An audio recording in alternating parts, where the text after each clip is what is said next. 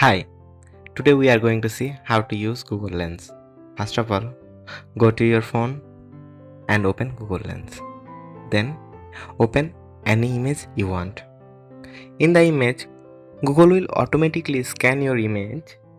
Then it will translate or text or search or homework or shopping or search places or search dining for your image. So I am showing you a demo. I am converting this from Arabic.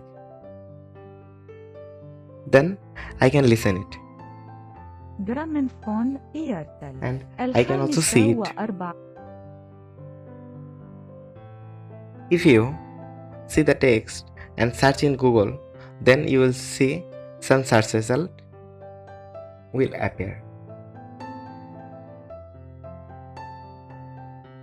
If it is your homework, then you can search from here. And you can search places from here. So that is all about Google Lens. If you like this video, give the thumbs up, don't forget to subscribe, hit the bell icon, and thanks for watching the video.